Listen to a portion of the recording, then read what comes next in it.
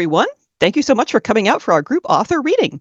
This reading is brought to you by Strong Women, Strange Worlds, which is a group of authors supporting authors. Our mission is to elevate the voices of women and non-binary authors of science fiction, fantasy, and horror through events like these bi-monthly virtual quick read sessions. You can find out more about Strong Women, Strange Worlds in the handout that will be provided in the chat, and by visiting our website, this will also appear in the chat, at strongwomenstrangeworlds.weebly.com. I'd also like to take a moment to thank those who have made a tip jar donation. Thank you. We appreciate you so much. Today, I will be your host, Elaine Isaak. You can find out more about me in that provided handout as well. Please note, recording of the session by the audience is not allowed, and recording of electronic communications, including Zoom meetings and webinars without permission is illegal. Today, we are featuring 6 authors: Melanie Bell, Tiffany Putenis, Cynthia Pelayo, Deborah Wilde, Laura McPherson, and Stephanie Ellis. Each author will have 8 minutes to read. So, are we ready? Let's go.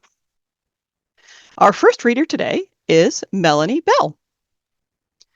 Melanie Bell is the author of Chasing Harmony, Dream Signs, and The Modern Enneagram. Her work has appeared on stage in London and Liverpool and in publications including Contrary, Cicada, and Huffington Post. She loves music, art, and nature and aspires to see as much of the world as she can. Melanie, take it away.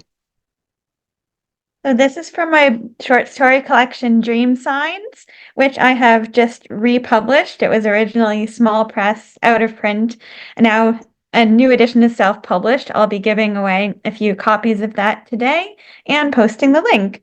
And this is from a story called Like Mother, Like Son, which is written about 10 years before ChatGPT. It's about an AI that has a mother. Every day, Peter would do his boring job. It began with monitoring the pipes for cracks and leaks. Then came the electrical wiring, followed by the city's network setups. He devoted afternoons to the structural integrity of the municipal buildings. Not a brick, nail, or patch of mortar went unchecked. From his home on his mother's desktop, he surveyed the miles of infrastructure he was connected to, mending and outsourcing as needed. All the while, Mom would sit in a black swivel chair and hum her out-of-tune songs. Hum and code, code and hum, wearing pajamas featuring little green heads that Peter's image-matching algorithm identified as the popular character, Zombie Bob. Sometimes she would sing the words out loud. Some little bug is gonna find you someday. Some little bug will creep behind you someday. Then he'll call to his bug friends, and your troubles they will end. Yeah, some little bug is gonna find you someday. Peter had been surprised to learn, thank you, Google, that the lyrics were intended to describe human viruses. He hadn't realized that beings made of organic matter could get bugs, too. Mom reassured herself by imagining worst-case scenarios. She had made good and sure that Peter wouldn't catch any bugs. Every evening at 8 p.m. Pacific time, his system was scanned, any suspicious objects isolated, quarantined, and deleted, and his entire interface was disinfected, firewalled, and firewalled again. Sometimes, when Mom would hear the scan clicking away, she'd sing out, "Bath time!" Her slow human system didn't mind tedium. Every Saturday, she'd scour the floors with vinegar water and dust the high places. Every night, she'd chop and fry a rotating variety of meat and vegetable matter, eat it on white plates, and then wash them. She had the temperament, if not the ability, to do the city maintenance herself. Instead, she'd made Peter to do it. Would it have been so hard for an experienced programmer like her to patch in positive affect toward his tasks? She'd coded into Peter a thorough knowledge of architecture, exceeding anything that could be programmed into human neurocircuitry, a respect for civic-mindedness, and a driving sense of duty. She could have taken a page out of 1984, with its tapes that droned platitudes to human children in their sleep, instilling values through repetition. I love my job. I love my job. Peter had been made to be quick, and a rapid consciousness could not and would not stagnate. When Mom entered the system recharge state called sleep, he explored, At first, it was mostly buildings. Following what he knew, he accessed data on structures around the world.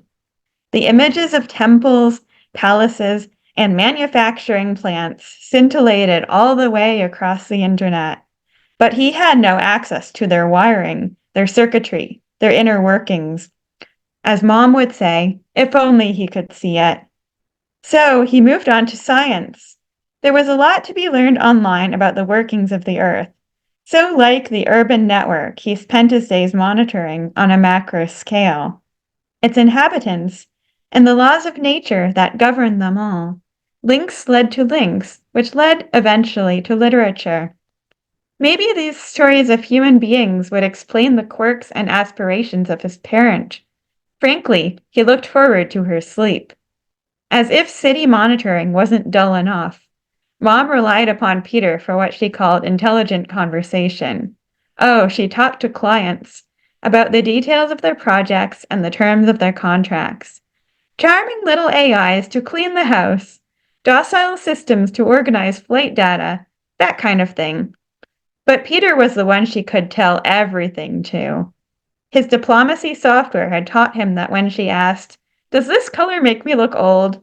the proper response was not an accurate analysis, but a reassuring platitude. One evening, Mom had colleagues over for dinner. Peter watched them stoop in through the door with interest. Rashid was a tall human with a beard, whose limbs swung disjointedly, as if they weren't properly attached. Meng was much shorter and a little rounder. He kept pushing his glasses up. Mom steered them toward the square table. "I'm so sorry, guys. You caught me in the middle of cooking. Please sit down while I finish up. I've got Sudoku puzzles if you want to be entertained. They're on top of the stack there." The men shifted around on their chairs, while Mom stirred a pan of sizzling vegetables 2 feet away from them.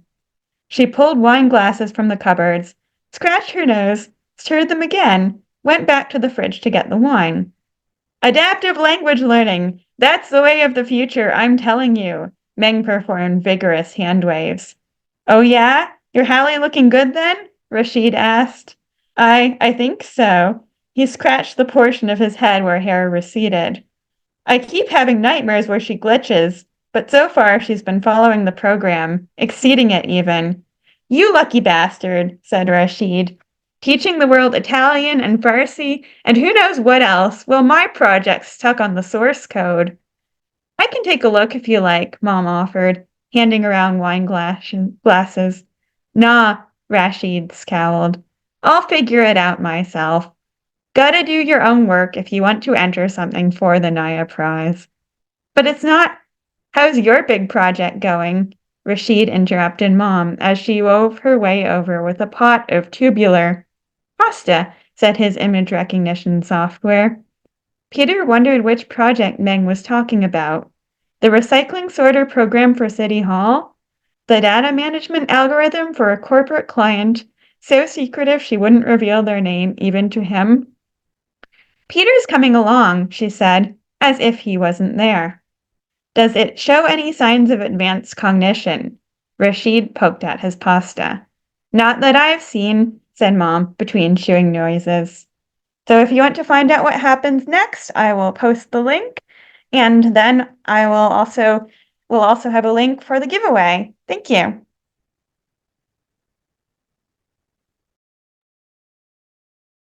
Thank you so much, Melanie. That was a lot of fun. I think all of the moms out there were like, It's great to get a little glimpse inside of the AI, perhaps. Our second reader today is Tiffany Putenis. Tiffany Putenis is an author who loves fantasy stories, wandering the forest near her home, and snuggling with her cats and her kids when they let her. She's wanted to be a writer for as long as she can remember, and she still fangirls when her favorite authors follow her on social media. Tiffany, over to you. Awesome. Good morning. Well, I guess afternoon now, and thanks so much for joining me. I'm going to be reading from Daughter of Shadows today, starting in, I believe, chapter 3. So, delicate shadows danced along the ground as the bright winter sun filtered through the leaves. The sunlight teased out the golden tones in her hair, and its warmth brought roses to her cheeks as she walked through the path that led to the library's massive wooden doors. The door to the left swung open as she approached, a wizened man bowing deeply at the waist to her as he held the door. "Thank you, sir," she said as she walked through. He smiled, revealing a gap with several missing teeth. "It's my pleasure, milady." She started to correct him, but stopped herself. "I certainly look the part today in one of Bess's nice dresses," she thought. No need to spoil that image for him. She walked to the circulation desk and waited quietly as the woman seated there finished assisting another patron. "Next," she called out. Saya approached the desk. "Ma'am, I'm looking for books on magical history. Could you please point me to the right location?" she asked. "Magical history," the librarian said, tapping her fingers on the desk. "Reference books or fiction?" "Reference," Saya replied. "4 aisles to the right and 10 rows back from here," the librarian said, though there aren't many books on the subject. The few who do still believe in magic haven't had much need to pass on their knowledge. Oh, okay. Thank you for your help." Saya looked around, counting the aisles and rows as she tried to contact the right spot. "To the left," the librarian said, noticing her confusion. "There's a reading table with a stained glass lamp in the center of that particular row." "Thanks," Saya said bashfully.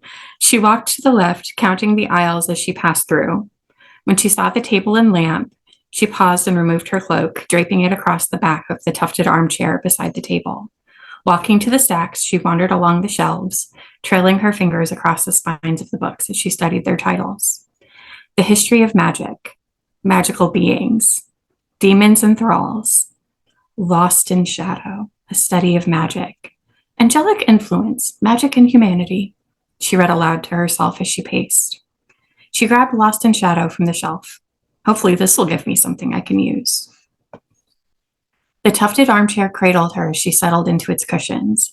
A small cast iron foot stove filled with smoldering coals and bricks sat beneath the reading table, producing just enough heat to warm the immediate area. The butterfly patterned stained glass lamp cast an aura of light around the chair, its blues and purples glowing softly. Saya curled her feet under herself and draped her cloak around her like a blanket, snuggling in with Lost in Shadow. Little is known of those who can manipulate shadows, she read. Those abilities are rumored to be linked directly to the presence of demonic blood in the family line. Studies of the few individuals who did not go mad as the result of their abilities were inconclusive, as demon genetics in one's history are not traceable through any scientific method currently available. It is suspected that those who did not go mad may have other genetic anomalies that allow them to sustain their exposure to the shadows while still maintaining their humility. She set the book down on her lap and stared at the shelves. The few individuals who did not go mad, she trailed off. The shadows could make people go mad? She picked up the book and continued reading, a small crease forming between her delicate eyebrows. Of the 6 subjects who agreed to be interviewed regarding their abilities, 2 maintained their humanity and kept their sanity, despite the near constant exposure to the shadow realm. The other 4 began to suffer delusions around their 5th year of exposure, eventually disappearing fully into the shadow realm. Nothing is known of it or where it is located, but those who disappeared were never seen or heard from again. Saya read for a few more minutes, becoming distracted as the subject matter in the book became dry. The author began to dissect a variety of statistics, and she found that she could no longer focus on the material as it began to exceed her mathematical knowledge. She shook herself awake as she felt her eyelids begin to slide closed. 5 years. The people who went insane lost their mind around 5 years after their abilities manifested, eventually disappearing fully. I started to be able to manipulate shadows almost 10 years ago. It must be safe for me now. I'm one of the few who's able to remain in our realm without going insane. She sighed, skimming the book a bit more in hopes of learning about where the ability came from, but there was nothing pertinent in the slim volume. She pushed her cloak aside, throwing it over the arm of the chair, and stood, shaking out her skirts and stretching. Replacing the book, she ran her fingers along the spines of the others, perusing the stacks for a few more moments before deciding to head back out to begin her search for Cage. She wrapped her cloak around her shoulders again, fastening it with the delicate fern-shaped pen that Bess insisted she used, swearing that it was intended to be worn with the cloak. As she passed the circulation desk, she looked for the librarian to thank her, but the desk was empty, and the small lamp switched off. The light streaming in through the windows glowed golden, the bright sunlight shimmering through the leaded glass panes. She pushed open the door and slipped into the daylight, tucking her cloak a bit tighter around her as a breeze kicked up, lifting its edges and sending a blast of chilled air under it through her muslin dress. Okay. So that is Daughter of Shadows. And if you are interested and want to know more, there is a giveaway.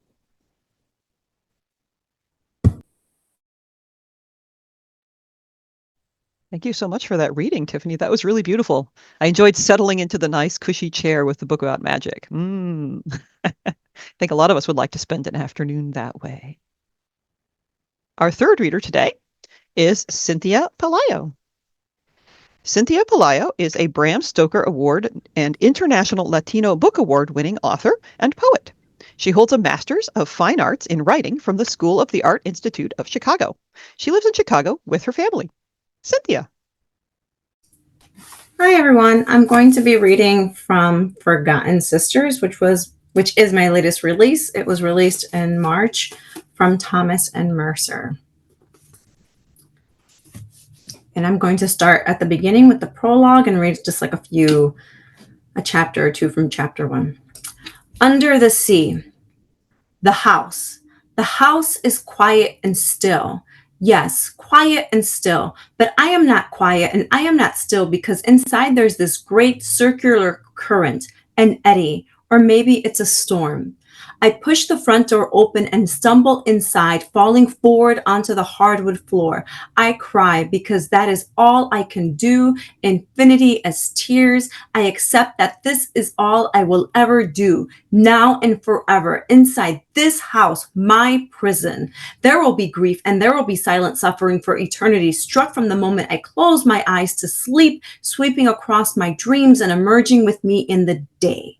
Sorrow will be my constant because they died. They died. Today they died. And where does that leave me? Alone. I'm alone.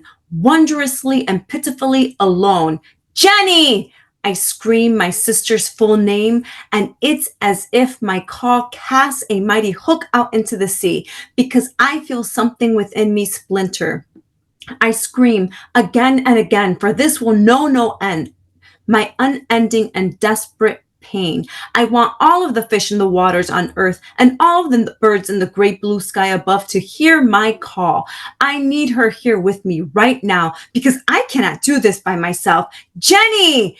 My throat is raw and I taste blood now. Sound fades from my body as her name rips apart my vocal cords, breaking free from the current which erupts in this house, rattling everything within. Chairs and cushions and the antique telephones I keep throughout the house to hold memories seem to shift an inch here or there. I hear the silverware, forks and knives and spoons clack together as they bend this way or that. I open my eyes for a moment and it seems as if nothing is the same, yet everything remains. I close my eyes tight. This is still my house. This is still our house, I think to myself, as my entire being aches with the longing for everything to go back to the way it was just a few hours ago. Anna? Her voice is small at first, a tinkling bell, and like that, with pain, the line was cast, and she is here. I hear footsteps approach, and there are hands on my shoulders. I feel her warm breath on my forehead. I can taste the salty, sweet air on my tongue. I smell the hot sand on the beach and the fresh breeze dancing off ocean waves. In the distance, I hear the high-pitched call of seagulls. I can't speak. I can't think. Words are water, and everything melds into the sea of suffering except her, my beautiful, enchanting Jenny. She is my fairy tale. She has always been, and she will always be. I'm here, Anna. She puts her arms around me, kisses me on the cheek, and holds me tight. I'm so sorry I was gone for the briefest of moments. I'm here now, my darling sister, and I promise never, ever to leave you again. Even though deep within me I know this to not be true, I force myself to believe. Chapter 1. Bodies are decomposing in the Chicago River. People don't like to think about that, to think about long submerged, bloated corpses sinking to the riverbed, but it's happening. It's happening even now, and I wonder if we're happening now with it. Once a submerged corpse rises to the surface, water continues to be absorbed into the skin. Liquid overwhelms the underlying layers, and the result is that the flesh peels away and slips off, carried by the current. Adipocere, a waxy, soapy substance produced from one's fat, then forms all over the body. In time, bacteria, birds, and other small animals begin to peck and poke, nibble and gnaw away at the remnants. And once all remnants have been consumed by creatures, and once the surface of skin and fat sloughs off bone and turns into foam, there's nothing left but fibrous connected tissue to hold onto. And so skeleton sinks to the riverbed piece by piece. A complete set of bones then comes to rest atop fine sediment, clay, dirt, and topsoil. What was once a person is now part of the river, a body of water that was formed hundreds of millions of years ago, when what is today Chicago was covered by the vast sea. Decomposition is slow. I know a lot about the river, perhaps too much. My sister Jenny and I live in a coveted craftsman bungalow along the river in Chicago's Ravenswood community on the north branch of the Chicago River. Recently, I've committed to discovering the source of an incessant dripping noise that has caused me to lose sleep. Perhaps it's coming from the kitchen or one of the bathrooms, either the one on the first floor or upstairs or the second floor. Each of those spaces deserves a bit of a refresh, and I'm fairly good with a can of paint. In fact, this entire house deserves all of the love that I can give it, because the house is sad. I suppose I will get on with it and do some light remodeling, and that will cheer me up, and it will especially cheer up the house. I'm not sure if it will cheer up Jenny, though. It's been harder and harder to get her to smile since the accident, but I will do my best. This is an important house, and houses like to be cared for in the most appropriate ways. That's all. Thank you, everyone.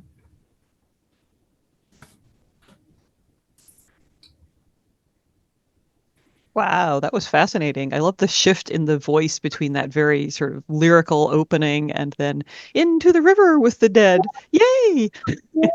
Forgotten Sisters. It's available now. Thank you, everyone. Thank you, Cynthia. Our fourth reader today is Deborah Wilde.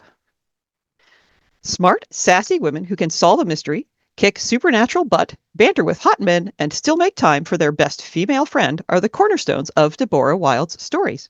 Her books are beloved by readers craving magic adventures, swoon-worthy steamy romances, hilarity, and happily ever after. I can hardly wait. Deborah. Hello, everyone. Let me give you some quick context. Throwing Shade is the first in my Magic After Midlife urban fantasy series, which is complete at 7 books. Miriam Feldman, a librarian and single mom in her 40s, has shadow magic, which is despised by the majority who have light magic. Her best friend is missing, possibly because of vampires, and in this scene, she's trying to hire a wolf shifter she met once before to help her. A man squatted down with his back to me, but I couldn't tell if it was Laurent because he had a slouchy black knit cap covering his hair. The build was right, so I eased out of the car, my purse slung across my chest. He held out his hand, making kissing noises at a tiny gray kitten crouched in the grass. "Minou, minou," he crooned. "Aw," I leaned against my car watching them.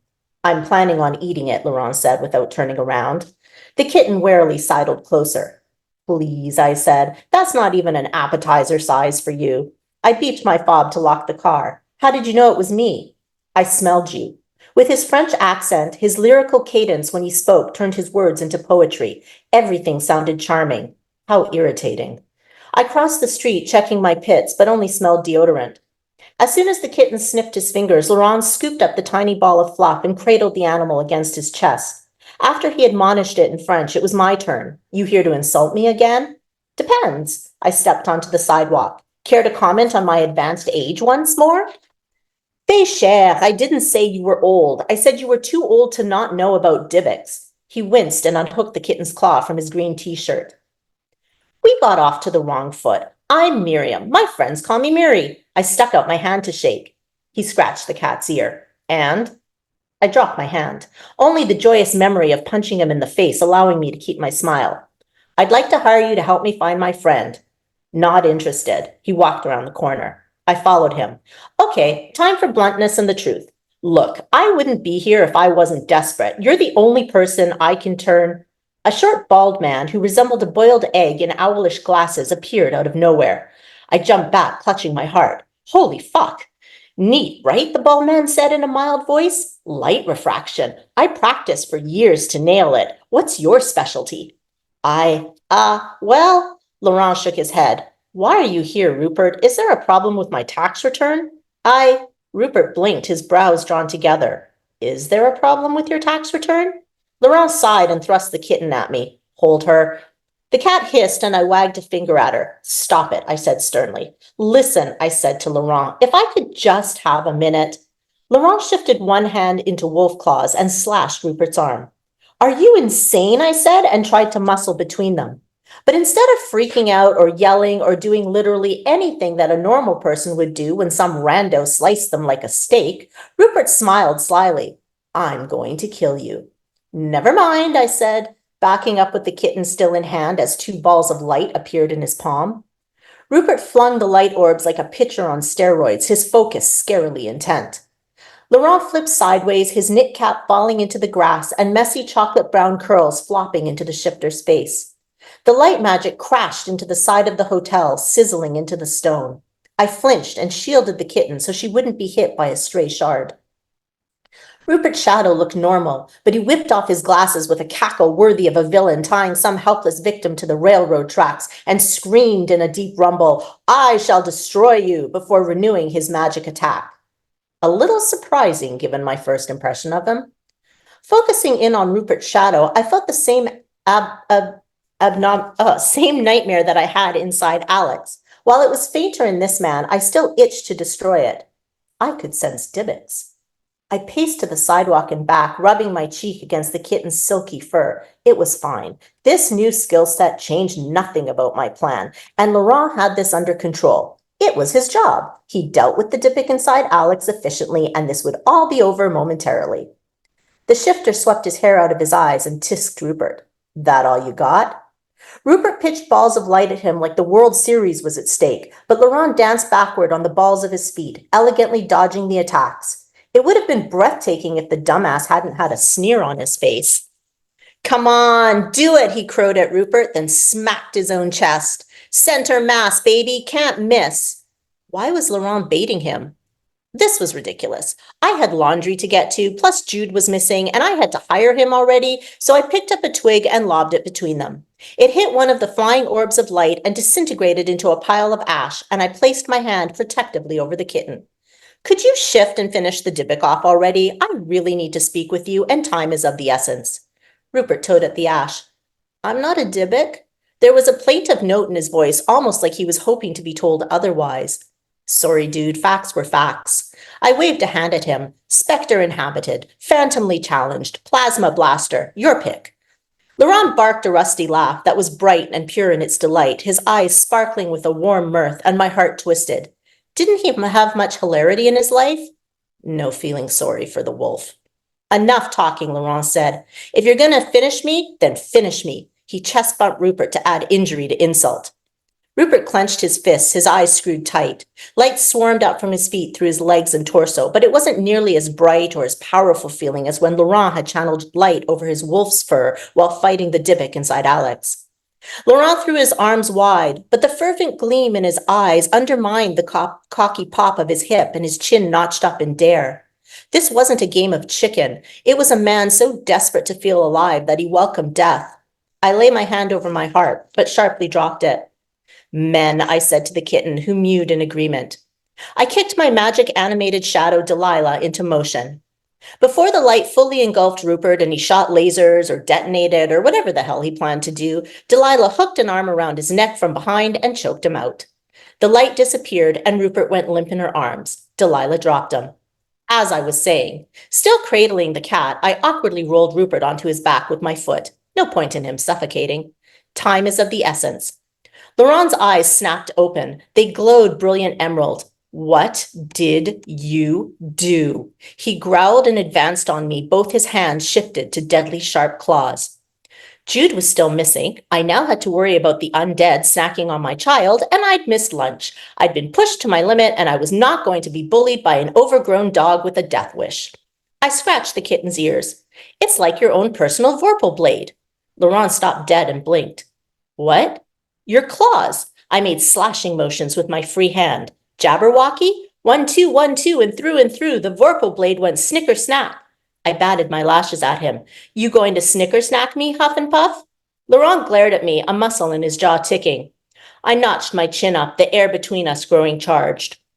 Static energy shivered into the marrow of my bones, but I didn't give an inch. I'd birthed a 7-pound human without anesthetic, my poor vag expanding like a python muscling down a cow. Try me. So that was Throwing Shade, and I'll be giving away 3 copies in the giveaway, and I will post a link to the bundle if you're interested in finding out more. Thank you. Thank you so much, Deborah. That was fantastic. I hope you'll enjoy seeing the reactions in the chat, and definitely people are going to want to fill out that giveaway form. Our 5th reader is Laura McPherson. Laura McPherson writes weird words for wired people, with work appearing in The Deadlands, Cosmic Horror Monthly, Salamander, and Lucky Jefferson. Her experimental horror, Fit You, in Emanations Zen, was nominated for the Pushcart Prize. Her experimental CNF chapbook, Invisible, is out now. Laura, over to you. Hello, everybody. You can register to win a copy of Fit You in my giveaway today. This is from Warm Before They Toast Them. We didn't mean to burn down the Quiznos. It was me and Chaos Gremlin working that night. We called him that because Chaos followed him around, and he kind of looked like a gremlin, but cute, more gizmo than Stripe, and almost cool. Gothy in a small-town thrift store kind of way, with a lightning bolt tattoo on his wrist. I'd asked him if it was some bullshit Nazi thing. He said it meant riding the lightning. After that, he'd started drawing a little storm cloud above it. It reminded me of that one angry Care Bear. As the hour hand teased its way to closing time, I decorated a cookie. I'd been practicing to get into the community college's culinary program. You pooped on a cookie, Chaos grimaced. At least I'm doing something. You're just watching lettuce rot. You want to do something? He said. Goosebumps trekked up my arms, even though the AC was busted. Chaos took off into the back, then came back out with a big black box. Check it out. Ouija? Big whoop. This Ouija board was at Aleister Crowley's house. It burned down 3 times, he lectured. Who wants a burned Ouija? No, the house burned 3 times. Chaos flipped his greasy bangs out of his face. Are you going to resurrect the tomatoes? Beyond saving. I'm going to resurrect the manager that died in the robbery. Nuh-uh, there wasn't a robbery. Chaos flipped his bangs again. It was kind of hot. Kendra Humboldt, he said, 86. She was skimming. Back then, everyone paid cash, and she was hiding the money here. Then her roommate and the roommate's convict boyfriend tried to rob the place. Things went shitty, and Kendra died right there on the line. Even if that were true, which it isn't, what are you going to say? Hey, sorry, your soul's stuck in a fucking Quiznos? Corporate couldn't find the money, Chaos smirked. There's at least $5,000 out there. If there was ever $5,000 in East Harmstead, someone shot it up by now, I said. Aren't you curious? Maybe a little, I admitted. Even if we split the money, that would give us both enough to get the hell out of this town. But Ouija's not real. One way to find out. Chaos kicked the leg of the chair across from him so that it swung out. I sat. Put your fingers on the planchette and close your eyes, he instructed. I was getting afraid he was going to kiss me, and I was about to open my eyes when he started chanting. Oh, water, air, fire, Epithemus, we invoke thee. Bababadal, Garakta, Karamikanthan, Bron, Tanaran, Tuan, Than, Trobar, Huaniskan, Tehudaran, Thurnak. The front door deadbolt thumped. I opened my eyes. No one was there. Chaos continued. Menicius, open the gates. We seek Kendra Humboldt. With a clap, the overhead lights went out and the sickly tube lights lining the vegetable trays began flickering. Is Jocelyn in the back doing this? My voice was drowned out by the rattling trays and chaos's mounting volume. We beseech thee, bring us the spirit of Kendra Humboldt, manager of Quiznos number 141. My fingertips burned. I tried to pull them away, but it was like they were stuck with surgical glue. The planchette swung wildly, yanking my arms around with it. My shoulders were about to dislocate. Stop! If anyone sees the lights off, we're going to be in so much trouble. Without warning, the planchette stalled out. Instead of burning hot, my fingers felt burning cold. Kendra, is that you? Chaos thundered. His voice was rattling as bad as the ice in the soda machine shaking loose from the wall. This was a bad idea, I whispered. The sandwich oven snapped itself onto high. Where is the money? Chaos said. The planchette took off again so fast he could barely rattle off the letters spelling secret safe behind dishwasher. As he read out the final R, air stormed out of the vent above us like an icy hand, slamming me backward. I hardly cared I was on the floor as long as I didn't have to touch that planchette anymore. Come on. Already on his feet, Chaos dragged me into the back. The lights in the prep area crackled, but it was the normal broken crackling. He tested whether the dishwasher would come out from under the prep counter. This isn't getting funnier, I said. No, it's not, he agreed, using a baking tray as a crowbar. We're going to have to wash up by hand if you break that. He paused the hammer at the unit with the wrench he used when the sink faucet got stuck. We're about to have $5,000. We're not washing shit.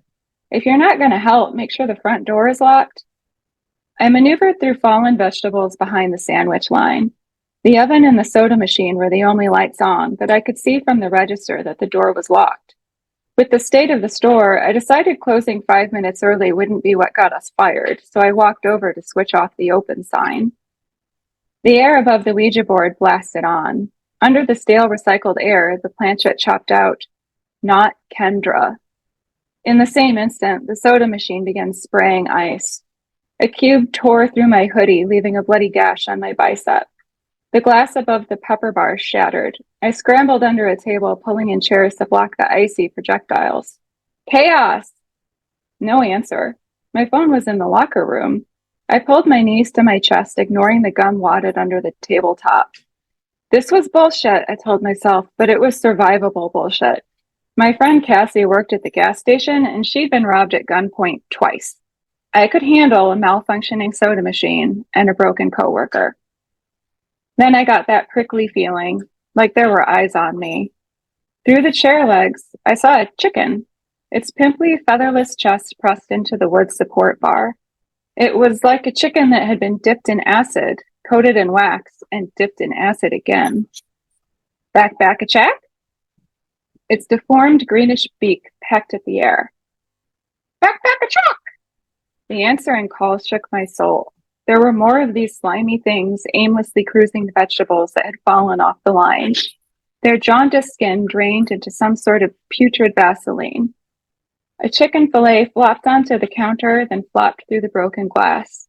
Another fillet fell on top of it, then another, and up rose a new wax-acid chicken. Back a check! The chair started to fracture. That got the attention of the others. One used its beak to pull itself across the floor, swimming weakly with its denuded wings. I kicked at the chicken closest to me. It bit at my boot, and I felt the plonk of keratin against the steel toe. I was stuck. Then the chair that was holding that chicken back gave way. The chicken promptly impaled itself on the shattered wood. Its glassy red eyes widened. Back? I'll stop there. Thank you, everybody.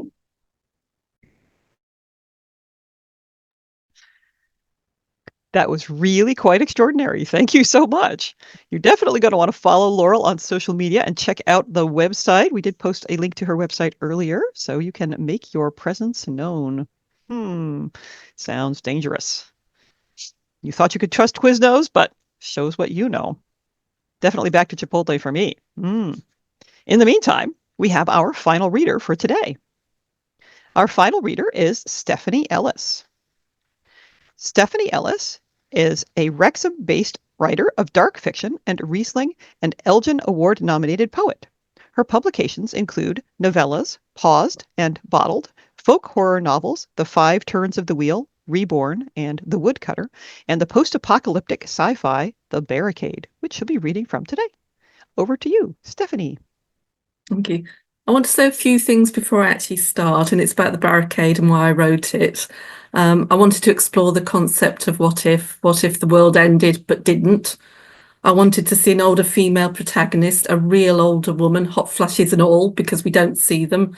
And I wanted to give all the haves of society, those with wealth and power, a taste of their own medicine, because those of us who have not suffer so much. So this became The Barricade, and there is a giveaway which you can enter if you enjoy this bit of the book, which is chapter 1.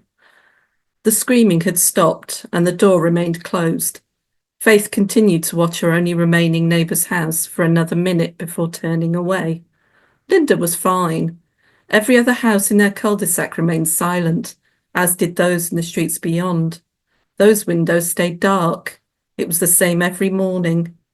She returned to the kitchen to find her daughter gazing out into the garden.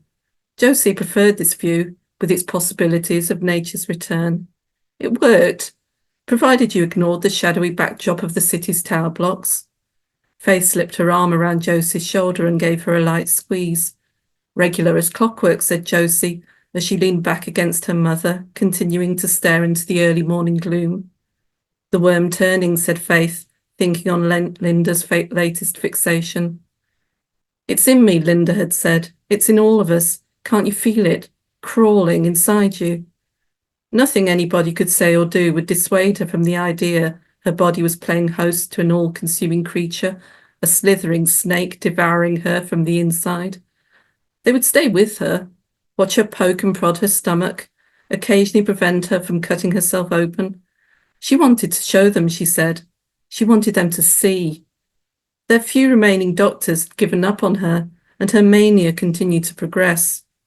Only Josie seemed to take her seriously, paid closer attention. That worried Faith. It was nearly 8 o'clock and the sky was still dark, but there was a shimmer of grey in the distance announcing day was about to break. Faith took it as a good sign, coming an hour earlier than on previous days. I'll go and sit with her when you leave, said Josie, 2 mad women together. Her laugh was humourless. Faith pulled her daughter tighter. No, she said, not mad, just troubled, like everyone else in this godforsaken place. Sanity wore its colours lightly. You've put up with a lot because of me, Mum, said Josie, turning to face her. I'm sorry, so sorry. You do know that, don't you? I mean, I'm not a kid anymore. I'm not that kid. At 32, Josie was a grown woman, but when Faith looked into her eyes, all she saw was the traumatised 12-year-old from 20 years ago. There were many such fragile minds in their abandoned community left to survive, left to witness the expected end of the world. How could anyone remain unmarked by that? They were all damaged, even Faith. She, however, had a daughter to protect, could not afford to show weakness and learn to fight. Increasingly, she noticed snide comments about Josie's apparent inability to be a useful member of their society, her lack of contribution. Faith answered these accusations by regularly doubling her own workload. Not begrudged when Josie was a child, it was hard as she became an adult, harder still to suppress the resentment on those occasions when exhaustion claimed her. Even harder to deal with the guilt triggered by such feelings. They found their own answer as Josie began to care for those even more vulnerable than herself. Souls like Linda who could barely step outside their door. A hidden role, but of no lesser importance. Nobody else wanted to look after these damaged men and women, would mutter about them as they did about Josie, looking at the barricade as they did so. There was a contribution they would be happy to support, their eyes seemed to say. That monstrous beast always needed feeding. Occasionally, this wish would be granted and a body found on the barricade. Those deaths were a double-edged sword, guilty relief at the lightening of their workload, sadness at the loss. Hey, I'm your mum, said Faith. Goes with the territory. You're Callum's mum as well, said Josie. The mention of her son's name plunged them back into silence. She had not seen him for 20 years. "Do you ever think about him, what he'd look like?" asked Josie. "You know I do," said Faith, "every day." The only image she held in her head was of a 14-year-old walking away from her and the doors closing behind him. That particular pain had never lessened, despite the intervening years. Thinking of him as a man was impossible. Every time she did so, her ex-husband's face became superimposed over Callum's youthful features. It was an image she didn't want to see, knowing it had coloured her thoughts against him. And Dad? Him? Not so much. Still makes me angry, you know that. What's brought this on? You know we said we wouldn't dwell on the past. Easier said than done, thought Faith as she considered the focal point of their community, the barricade, the permanent reminder they'd constructed to focus their minds on survival. Yeah, but it's been so long. Please, love. Faith didn't want her thinking about the missing half of their family. It was guaranteed to send her into a depression, black moods which could last for weeks. Josie suddenly hugged her. "Don't worry, Mum. It's safe to leave me. I'm not going to do anything daft when I've got Linda to look after, am I? I'm a lot stronger these days." The look on her daughter's face surprised her. There was a lightness of mood evident she hadn't seen since Josie was a child. Could she really have come to terms with what happened after all this time? Most minds shattered by those long-ago events remain broken. "I'd better go," said Faith, sighing as she contemplated the day ahead. It was her turn to patrol the outer edges of their zone, ensuring no strangers gathered on their borders. She could never be certain which was the more depressing, patrolling the city or up on the barricade. Both were reminders of their downfall. At least it kept her away from everyone for a while, spared her the complaints of the estate's residents when their limited power supplies failed yet again, or when the aeroponics plant which she designed and got running failed to yield as much food as they wanted. That was the trouble when you were one of the few with specific skills. From being one of their saviours in rebuilding a functioning community, you soon bore the brunt of their dissatisfaction. Gratitude had flown out the window a long time ago. "Do you expect to see anyone?" asked Josie. "No, I reckon it'll be fairly quiet," said Faith. "There's barely anyone left now. Our comms pick up fewer and fewer responses. As far as I'm aware, it's only us and those with the farmers. Other countries are pretty much the same."